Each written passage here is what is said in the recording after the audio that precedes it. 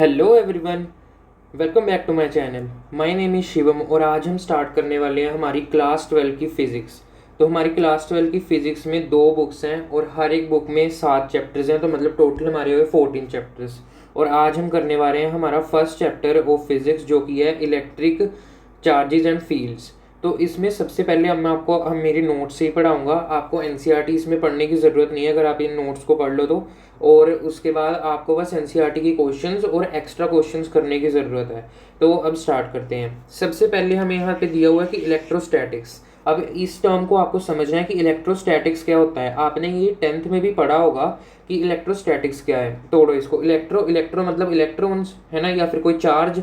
Statics मतलब एक जगह स्टैटिक रहना, जैसे स्टैटिक इलेक्ट्रिसिटी हम पढ़ते हैं। तो क्या है electrostatics? It is a study of electric charges at rest. कि इलेक्ट्रिक चार्जेस को रेस्ट पे जब इलेक्ट्रिक चार्जेस होते हैं, मतलब एक जगह बैठे हुए हैं, तो उनको उनके बारे में जब हम पढ़ते हैं कि क्या कर रहे हैं, ये कैसी इलेक्ट्रिक फील्ड्स निकाल रहे हैं, क्या इनकी प्रॉपर्टीज़ हैं, इसको सबको इलेक्ट्रोस्टैटिक्स में कंसीडर कर दिया जाता है। अब इसके बाद आता है इलेक्ट्रोडायनेमिक्स। इलेक्ट्रोडायनेमिक्स क्या है? जब ये बैठा चार्ज चलने लग पड़ जाए, है ना, मोशन शो करने लग पड़ जाए, तब इसकी स्टडी बन जाती है इलेक्ट्रोडायनेमिक्स। आपको ये दो टर्म्स क्लियर होगी। अब इसके बाद चलते हैं कि इलेक्ट्रिक चार्ज होता क्या है और बनता कैसे है। इलेक्ट्रिक चार्ज आता कैसे है किसी बॉडी पे। इलेक्ट्रिक चार्ज एक प्रॉपर्टी है एक सब्सटेंस की, जो अराइज कैसे होगी, या तो लॉस होगा या फिर गेन होगा इलेक्ट्रॉन का बाय एन एटम। अब देखो, आप ये क्वेश्चन करोगे कि यहाँ पे सिर्फ इलेक्ट्रॉन्स क्यों काम आ रहे हैं, प्रोटॉन क्यों नहीं काम आ रहे।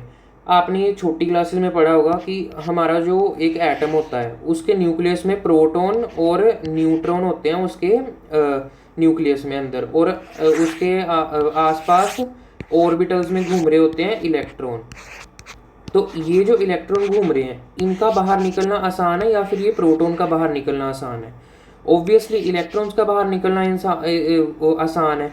तो ये जो प्रोटॉन है ये आपका न्यूक्लियस में ही रहेगा, इसलिए इलेक्ट्रॉन पे ये प्रॉपर्टी डिपेंड करती है।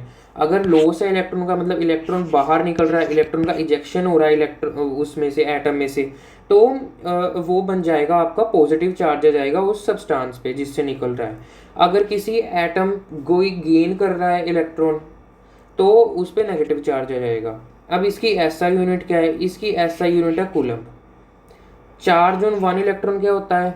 1.6 इंटू 10⁻⁻⁻19 कूलम। ये आपको याद करना होगा। There are only 2 kind of electric charges. अब हम ये छोटी क्लासेस से पढ़ते आ रहे हैं कि 2 काइंड ऑफ इलेक्ट्रिक चार्जेस ही हैं, एक पॉजिटिव हो गया, एक नेगेटिव हो गया। अब इसके बाद है like charges repel each other and unlike charges attract each other. ये भी हम छोटी क्लासेस से पढ़ते आ रहे हैं कि जो लाइक चार्जेस हैं वो एक दूसरे को रिपेल करते हैं, अनलाइक चार्जेस एक दूसरे को अट्रैक्ट करते हैं। इसी को हम बोलते हैं फंडामेंटल लॉ ऑफ इलेक्ट्रोस्टैटिक्स। ये भी आपको पता होना चाहिए कि इसी को हम फंडामेंटल लॉ ऑफ इलेक्ट्रोस्टैटिक्स बोलते हैं। ये आपको एमसीक्यू में आ सकता है। अब इसके बाद पॉजिटिव चार्ज क्या है? वही मैंने आपको बता दिया, लॉस ऑफ इलेक्ट्रॉन से डेवलप होता है। नेगेटिव चार्ज क्या है? गेन ऑफ इलेक्ट्रॉन से डेवलप होता है। अब बात करते हैं कंडक्टर्स क्या होते हैं। कंडक्टर्स होते हैं जो ऐसा सब्सटेंस हो जिसके थ्रू जो इलेक्ट्रिक चार्ज है वो इजीली मोशन कर सके, वो इजीली फ्लो कर सके। समझ आ गया कि कंडक्टर्स, मान लो जैसे कि हमारी कॉपर वायर्स होती हैं, उनमें से इजीली वो निकल जाता है इलेक्ट्रिक चार्ज। पर अगर हम नॉर्मली एयर देखें हमारी, तो एयर में चार्ज इतने अच्छे से चल नहीं पाता। उसमें भी चल सकता है, अगर मानो अगर एयर में चार्ज चल ही ना पाता हो तो बिजली कैसे क्रिएट होती? बिजली भी तो क्रिएट होती है हवा में। आप ये भी तो क्वेश्चन कर सकते हो कि अगर वो बैड कंडक्टर है तो उसमें बिजली कैसे आ रही है। पर आप ये भी तो देखो, जब बिजली बनती है तो वो लाखों करोड़ों जूल्स में, लाखों करोड़ों कूलम्स में बनती है, लाखों करोड़ों कूलम्स में बनती है। तो वो इतनी ज़्यादा होती है कि वो भी फ्लो कर जाती है। मतलब वहाँ पे भी फ्लो करती है, पर वहाँ पे जैसे छोटे छोटे चार्ज होते हैं। जैसे मैं मान लो मैं 10 कूलम का चार्ज ले लूँ, वो एक कॉपर वायर से चला जाएगा, है ना। पर वही चार्ज अगर मैं एयर में डालूँ तो वो नहीं चलेगा, क्योंकि वो मीडियम उसको चलने नहीं देगा, वो इजीली फ्लो नहीं कराने देगा। जैसे कि यहाँ पे दिया हुआ है कि इंसुलेटर, भाई ये तो छोटी क्लासों की बातें हैं। अब सबसे इन सब में जो मेन टॉपिक आता है वो यही आता है, इलेक्ट्रोस्टैटिक इंडक्शन। इस पे क्वेश्चंस भी बहुत आते हैं। क्या होता है ये? The process in which redistribution of charge takes place within a body when an electrically charged body is brought near to it. ये इंग्लिश में पता लग गया। अब मैं आपको इससे डायग्राम से समझाता हूँ। देखो, मानो ये मेरी एक बॉडी है ना, ये मेरी न्यूट्रल बॉडी है, और ये है मेरी एक रोड, एक मिनट, ये मैंने बनाई एक रोड जिस पे मैंने चार्ज डाला हुआ है, कोई भी डाल दो पॉजिटिव या नेगेटिव कोई फ़र्क नहीं पड़ता, पर इस एग्जांपल के लिए मैंने पॉजिटिव डाला हुआ है। अगर अब जब मैं इसको इसके पास लाऊंगा तो आपको पता है ये जो आपकी न्यूट्रल बॉडी है इसमें पॉजिटिव नेगेटिव चार्ज होंगे, प्रेजेंट होंगे। तो ये क्या करेगा, जब पॉजिटिव चार्ज इसके पास आएगा तो आपको पता है कि पॉजिटिव चार्ज अट्रैक्ट करता है नेगेटिव चार्ज को, तो जो इसके सारे नेगेटिव चार्ज है वो इसकी तरफ आ जाएंगे ऐसे, और उसके बाद जो इसके जो पॉजिटिव चार्ज हैं वो इधर को चल जाएंगे क्योंकि वो रिपेल कर देगा। तो ये भी एक तरीके से यहाँ पे रीडिस्ट्रीब्यूशन हुआ चार्ज का। देखो, the process in which redistribution of charge takes place, redistribution हुआ, तो इसी को इलेक्ट्रोस्टैटिक इंडक्शन बोलेंगे। समझ आ गया? चलो अब आगे बढ़ते हैं। अब ये नोट का पॉइंट है, any uncharge body can be attracted by a charge body due to electrostatic induction but can't be repelled. अब कोई भी अनचार्ज बॉडी है उसको हम अट्रैक्ट या फिर मतलब सिर्फ अट्रैक्ट ही कर सकते हैं। अभी जैसे मैं दिखाऊं आपको ये, क्योंकि अब देखो ये पॉजिटिव आया था, नेगेटिव इसने इधर खींच लिए तो ये अट्रैक्ट ही कर रहा है ना। अगर मैं नेगेटिव लाया होता तो यहाँ पे सारे पॉजिटिव आ जाते, तो ये भी अट्रैक्ट ही कर रहा है, ये रिपेल नहीं करेगा।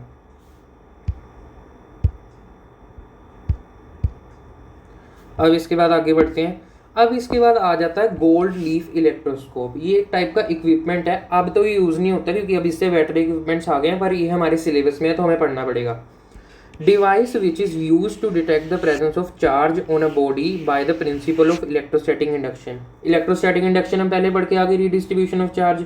अब ये गोल्ड लीफ इलेक्ट्रोस्कोप क्या बताता है हमें, ये डिवाइस बहुत पहले यूज़ हुआ करता था डिटेक्ट करने के लिए कि प्रेजेंस ऑफ चार्ज है किसी बॉडी पे या नहीं है, भी मतलब चार्ज है भी बॉडी या नहीं।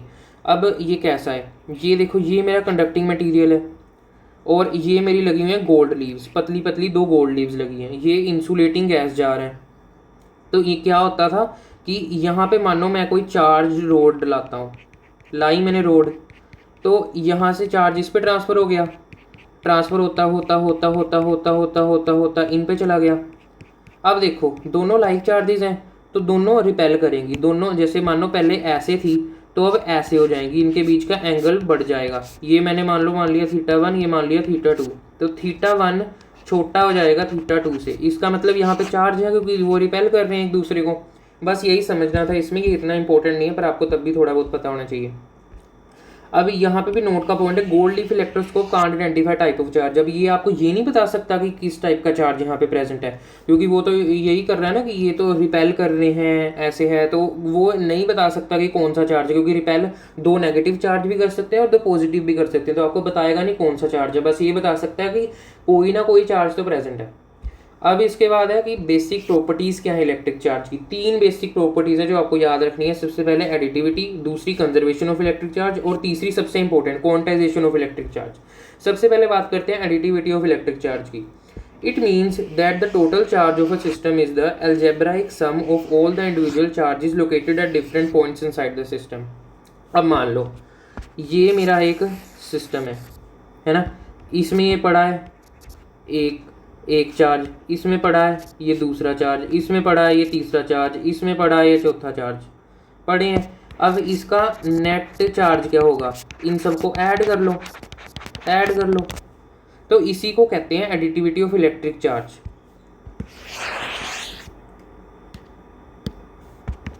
अब इसके बाद अगला है कंजर्वेशन ऑफ चार्ज, या फिर इसको कह देते हैं law of conservation of charge. अब ये law of conservation of charge क्या बताता है, 2 बातें बताता है। Total charge of an isolated system remains constant. Total charge एक आइसोलेटेड सिस्टम का कांस्टेंट ही रहेगा।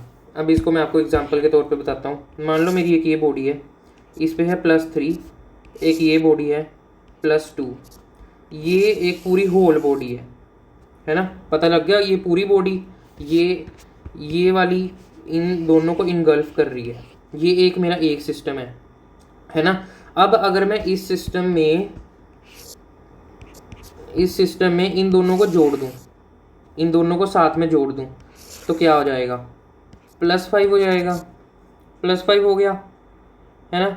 और अब इसके बाद मानो मैं इनको तोड़ दूं, अब ये याद रखना, जब भी ये आपका बड़ा इंपॉर्टेंट पॉइंट है, जब भी आप ऐसे किसी चार्ज को तोड़ोगे, है ना, आपने मानो ऐसे तोड़ दिया, तो ये हमेशा जो टूटेगा वो एक हाफ में टूटेगा। जैसे यहाँ पे भी 2.5 आया, यहाँ पे भी 2.5 आया, ठीक है। अब देखो सब में पूरे सिस्टम में चार्ज मिला के कितना है, +5 +5 +2.5 +2.5 कितना बनाता है, +5। कंजर्व्ड ही रहा एक आइसोलेटेड सिस्टम में। अब बात करते हैं सेकंड पॉइंट की। The electric charges can neither be created NOR be destroyed. जो इलेक्ट्रिक चार्जेस है वो ना तो बन सकते हैं ना डिस्ट्रॉय हो सकते हैं, सिंपल सी लाइन है। They can only be transfer from one body to another, वो बस ट्रांसफर हो सकते हैं। अब इसके बाद सबसे important property, quantization of electric charge. यहाँ से आपके पास फॉर्मूला भी आएगा जो कि होगा Q = NE। तो यहाँ पे सबसे पहले पढ़ते हैं, it means that electric charge can not vary continuously to have an arbitrary value. अब यहाँ पे आपको होगा आर्बिटरी वैल्यू क्या होती है। आर्बिटरी वैल्यू होती है कि कोई भी वैल्यू, कोई भी दे दी भाई, रैंडम वैल्यू 1 2 3 4/5, कोई भी वैल्यू दे दी। ऐसे कोई आर्बिटरी वैल्यू नहीं हो सकती continuously arbitrary values, but it can change discontinuously. वो कॉन्टिन्यूसली चेंज नहीं होगी, डिसकॉन्टिन्यूसली चेंज होती है। To take any one of only a discrete set of values, सिर्फ कुछ डिस्क्रीट सेट ऑफ वैल्यूज होती हैं। The experimental fact that electric charges occur in discrete amounts instead of continuous amounts is called quantization of electric charge. वही हो गया। अब इसके बाद ये सबसे important line, the quantization of electric charge means that total charge. अब quantization of electric charge का हम फॉर्मूला यहाँ से निकालने लगे हैं। Quantization of electric charge means that total charge Q है ना, of a body is always an integral multiple of. Integral multiple मतलब जैसे मान लो ये चार्ज है इलेक्ट्रॉन पे, है ना, जो कि 1.6 × 10⁻⁻19 है। अब इसको या तो एक इलेक्ट्रॉन है तो 1 से 2 से 3 से 4 से मल्टीप्लाई करेंगे, इसको बोलेंगे integral multiple of basic quantum of charge. तो यहाँ से हमारे पास फॉर्मूला होता है Q = NE, where N is number of electrons and E is charge on electron. अब इसके बाद आ जाता है एक टॉपिक जो आपका इतना पेपर में पूछा नहीं जाता है, पर अभी पेपर इतने अनप्रिडिक्टेबल आ रहे हैं कि कभी भी पूछ ले, तो इसलिए यहाँ पे दिया हुआ है चार्ज और मास के बीच का डिफरेंस। चार्ज सबसे पहला छोटा सा डिफरेंस, पॉजिटिव हो सकता है, नेगेटिव हो सकता है, जीरो भी हो सकता है, पर मास ऑलवेज पॉजिटिव होगा। चार्ज स्ट्रिक्टली कंजर्व्ड होता है, पर मास को हम एनर्जी में भी कन्वर्ट कर सकते हैं। याद करो 11th क्लास का first chapter of chemistry, some basic concepts of chemistry, वहाँ पे आपने लॉ पढ़ा था। Charge is quantized, charge quantized हमने पढ़ लिया ऊपर। Quantization of mass is not established at. यहाँ पे लोग गलती करते हैं कि यहाँ पे लिख देते हैं कि मास क्वांटाइज्ड नहीं है, ऐसा नहीं है। हमें अभी पता ही नहीं चला है कि मास क्वांटाइज्ड है या नहीं, अभी भी इस पर रिसर्च चल रही है, इसलिए आप यही पॉइंट लिख के आओगे। और चार्ज बॉडी ऑलवेज कंटेन्स मास। अब देखो एक चार्ज बॉडी के पास हमेशा मास होगा, पर अ बॉडी हैविंग मास मे और मे नॉट हैव चार्ज। एक बॉडी जिसके पास मास है या तो वो न्यूट्रल भी हो सकती है या तो उसके पास चार्ज भी हो सकता है। अब इसके बाद है कूलम्स लॉ ऑफ इलेक्ट्रोस्टैटिक्स। ये इस चैप्टर का सबसे इंपॉर्टेंट टॉपिक, इसमें जो फॉर्मूला आएगा उससे बहुत क्वेश्चंस आएंगे। According to Coulomb's law of electrostatics, electrostatic force of attraction or repulsion between any two charges is directly proportional to product of charges, inversely proportional to the square of distance between their charges। ये आप उस फॉर्मूले से gravitation वाले chapter से आप relate कर पाओगे क्लास 11th के, कि वैसा ही फॉर्मूला आया है जैसे ग्रेविटेशनल फोर्स का आया था। देखिए सिंपल सा है, ये मैं आपको बताऊंगा नहीं क्योंकि आपने 11th में पढ़ा ही हुआ है। जैसे ग्रेविटेशनल फोर्स का निकालते हैं वैसे इसका फॉर्मूला निकलेगा। पर अब बात करते हैं ये के जो हमारा कांस्टेंट आया है प्रोपोर्शनलिटी का साइन हटाने के बाद, इसको हम बोलते हैं इलेक्ट्रोस्टैटिक फोर्स कांस्टेंट। और ये मीडियम पे डिपेंड करता है कि कौन से मीडियम में, आप फ्री स्पेस में हो या फिर आप किसी और स्पेस में हो, कोई आपने गैस डाली हुई है, हर मीडियम के हिसाब से अलग होगा। पर अब आपको ये ध्यान रखना है कि इस चैप्टर के हिसाब से फ्री स्पेस, वैक्यूम और एयर एक ही बात है। जब भी किसी क्वेश्चन में आ जाए फ्री स्पेस, वैक्यूम या फिर एयर, वो एक ही बात है। और फ्री स्पेस, वैक्यूम या फिर एयर में इसकी वैल्यू होती है 9 × 10⁻⁹ न्यूटन मीटर स्क्वेयर पर कूलम स्क्वेयर। ये आपको वैल्यू याद रखनी है न्यूमेरिकल्स के लिए। अब के का एक फॉर्मूला भी होता है, ये निकलता है 1/4πε0। अब भाई ये ε0 क्या है? ε0 होता है परमिटिविटी ऑफ फ्री स्पेस। इसकी भी वैल्यू आपको याद रखनी है 8.85 × 10⁻12 पर न्यूटन पर मीटर कूलम स्क्वेयर। ये तो इसकी यूनिट आपको याद रखने की ज़रूरत भी नहीं, इसकी याद है तो इसका बस इन्वर्स ही हो जाएगा ये। अब इसके बाद है Coulomb's law in vector form. अब हमने स्केलर फॉर्म में तो देख लिया, अब वेक्टर फॉर्म में देखते हैं। मान लो मैंने लिया यहाँ पे एक प्लस Q1 चार्ज और हमें एक माइनस Q2 चार्ज, है ना, और ये प्लस चार्ज आपको पता है ये इसकी तरफ फोर्स लगाएगा माइनस की तरफ, और ये माइनस प्लस की तरफ लगाएगा। इस फोर्स को मैंने कह दिया F1, इसको मैंने कह दिया F2।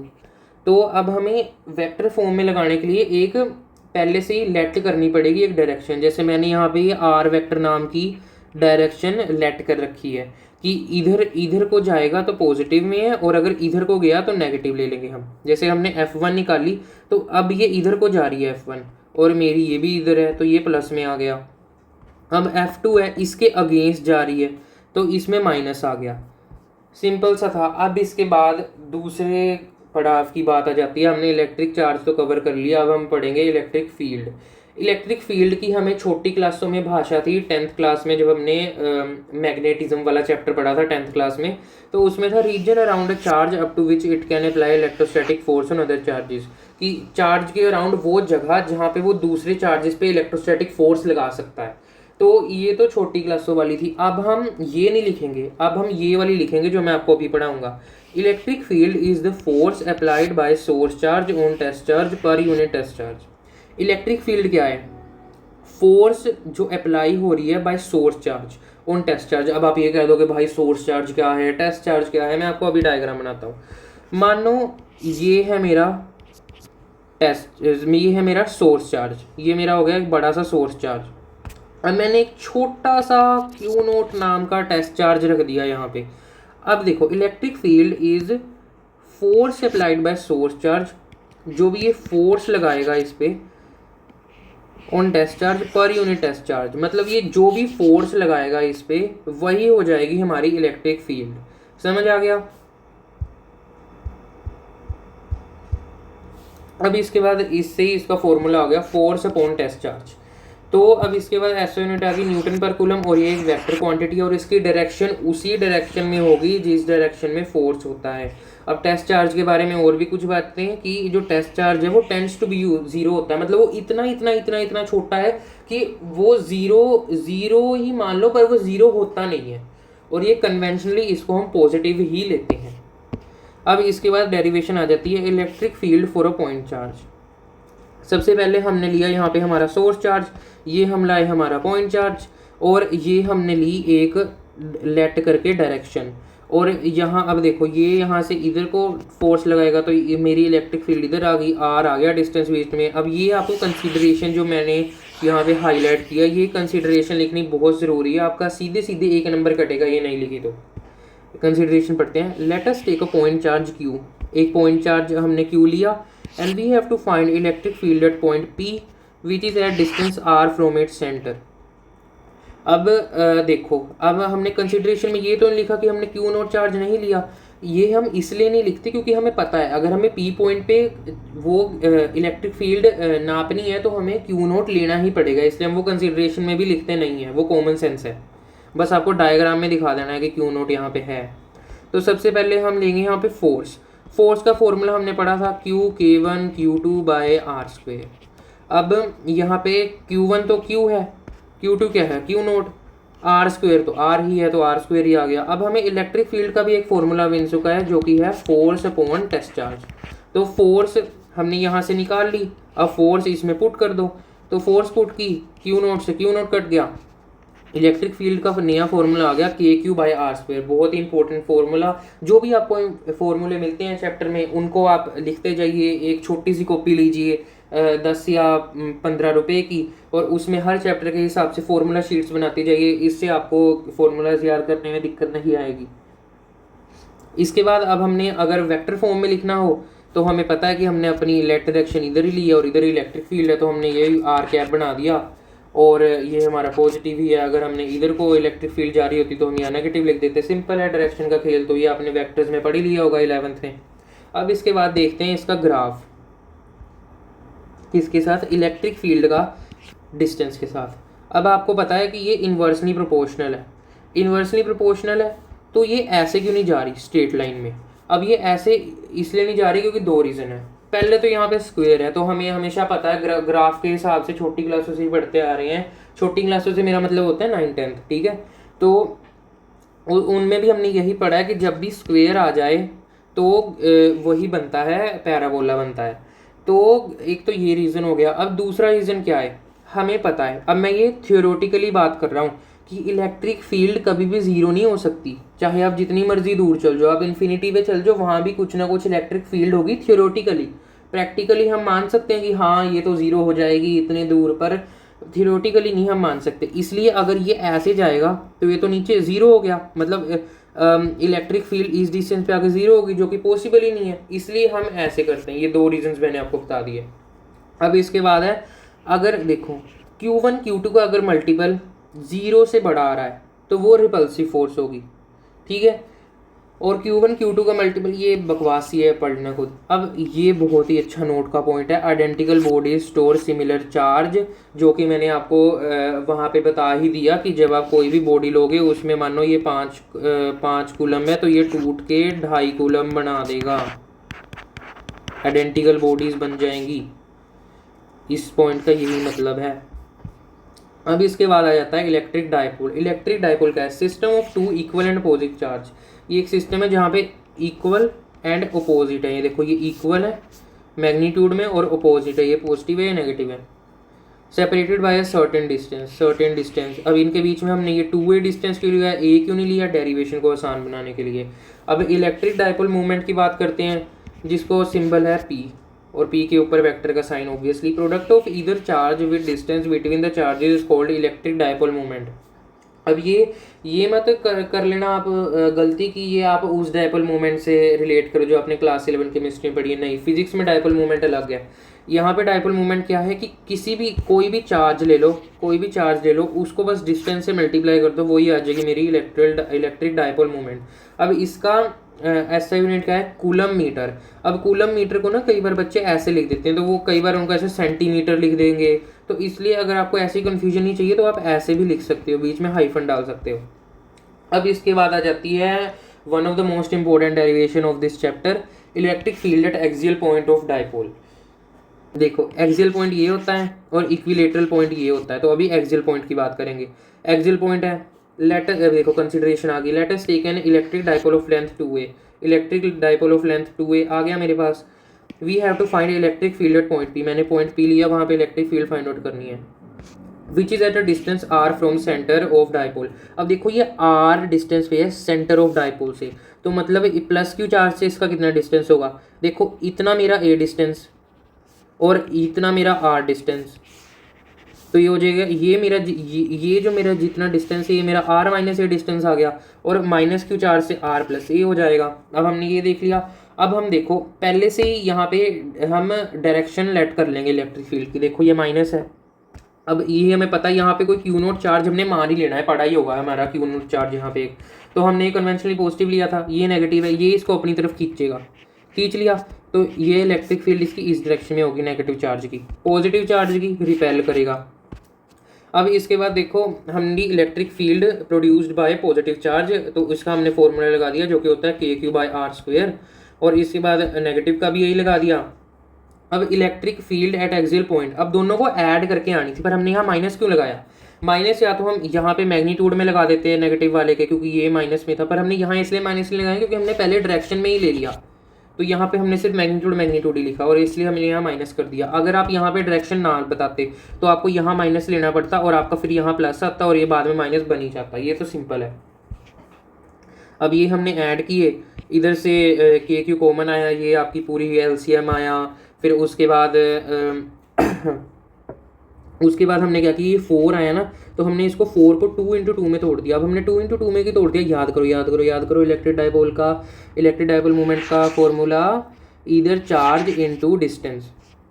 तो अगर ये 2 में टूट गया तो ये 2a आ गया है ना, और ये चार्ज आ गया, तो आपका ये डायपोल मूवमेंट बन ही गया। तो इसका electric field at axial point का फॉर्मूला आ गया 2kpr/r² का होल स्क्वायर। दोबारा रिपीट करो मेरे पीछे, electric field at axial point is equal to 2kpr/r² - a² का होल स्क्वायर। अब इसके बाद आ जाता है फॉर वेरी स्मॉल डायपोल। अब आप बोलोगे भाई वेरी स्मॉल डायपोल क्या होता है। वेरी स्मॉल डायपोल का मतलब, मान लो मेरा ये 2a डिस्टेंस है ना। अब ये जो r है ना, r बहुत ही दूर रखा हुआ है। अभी मान लो ये है एक कमरा, है ना, जिसमें आप बैठ के वीडियो देख रहे हो।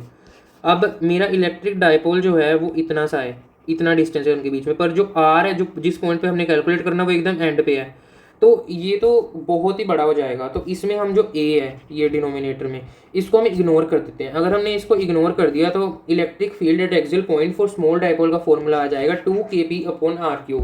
ये भी आपको याद रखना होगा, और आपको न्यूमेरिकल में पता ही चल जाएगा कहाँ शॉर्ट डायपोल यूज़ करना है, कहाँ आपको नॉर्मल डायपोल यूज़ करना है। अब आ जाता है electric field at equatorial point of dipole. Let us take an electric dipole of length 2a। Electric dipole लिया बाय लेंथ 2a का, we have to find electric field at point p which is at distance r on equatorial line. अब इसके बाद यहाँ पे आपको लगेगा तगड़ा वेक्टर्स का खेल, इसलिए अगर आपको वेक्टर्स नहीं आते तो पहले बेसिक मैथ का कोई भी लेक्चर देख लो यूट्यूब पे, उसके बाद देखो ये देखो पॉजिटिव नेगेटिव। अब यहाँ से हमने लिया कोई पॉइंट p जो यहाँ से r की दूरी पे है, तो हमने सबसे पहले यहाँ से कितनी दूरी पे होगा। अब देखो ये मेरा a है, ये मेरा r है, ये 90 डिग्री एंगल बन रहा है, तो ये मेरा पाइथागोरस थ्योरम लगेगी और ये √r² + a² आ जाएगा, ये भी इतना ही आ जाएगा। और फिर इसके बाद अब हम देखेंगे वेक्टर्स। अब ये देखो ये पॉजिटिव है, ये इस पे इधर को इलेक्ट्रिक फील्ड लगाएगा, ये नेगेटिव है, ये इसको अपनी तरफ खींचेगा। अब इनको वेक्टर को रिजोल्व करना है, आपको याद होगा ना 11th में पढ़ा होगा, वेक्टर को तोड़ना, रिजोल्व करना, साइन थीटा कोस थीटा में तोड़ना। तो मैंने यहाँ पे पहले पॉजिटिव वाला तोड़ा, ये e+q कोस थीटा, ये e+q साइन थीटा। नेगेटिव वाले को भी तोड़ा। अब यहाँ से आपको क्या दिख रहा होगा, ये e+q sine theta, e-q sine theta, दोनों एक दूसरे को कैंसिल आउट कर देंगे। यहाँ पे भी लिखा हुआ है after resolving electric field vector 4 + q and -q it is clear that sine components get cancelled out and देखो कोसाइन कंपोनेंट्स एक दूसरे पे ओवरलैप कर रहे हैं, तो cosine components will add up.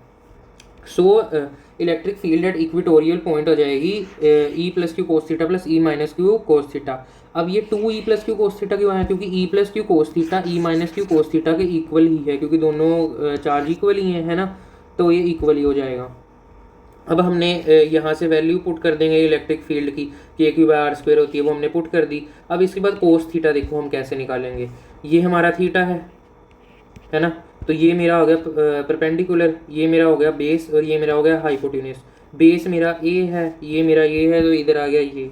तो ऐसे ही सोल्व करने के बाद electric field at equatorial point आ गई kp/r² + a² की पावर 3/2। मेरे पीछे दोबारा रिपीट करो, electric field at equatorial point is kp/r² + a² की पावर 3/2। और उसके बाद शॉर्ट डाइपोल के लिए क्या आएगा, हमने ए को इग्नोर कर देना है शॉर्ट डाइपोल के लिए, तो ये है kp/r³। अब देखो आपको शॉर्ट डाइपोल्स में एक रेशियो देखने को मिलेगा, ये कि electric field at axial point short dipole के लिए और electric field at equatorial point short dipole के लिए 2:1 में है। सो देखो आज के लेक्चर के लिए इतना ही, आगे का हम कंटिन्यू करेंगे अगले लेक्चर में। और ये जो आपकी सारी डेरिवेशंस है ये आप लोग लिख लिख के देखना, मैं बहुत ही एम्फसाइज कर रहा हूँ इस पॉइंट को कि इनको लिख लिख के देखना, तभी याद होंगी, नहीं तो नहीं होंगी। और इसके बाद ये सारा कुछ आपका रिवाइज होना चाहिए, नहीं तो आगे का चैप्टर आपको नहीं समझ आएगा, फॉर्मूलाज याद होने चाहिए। चलो अगले लेक्चर में मिलते हैं। अगर आपको लेक्चर अच्छा लगा हो तो सब्सक्राइब करो और मेरी और भी वीडियोस देखो। Thank you.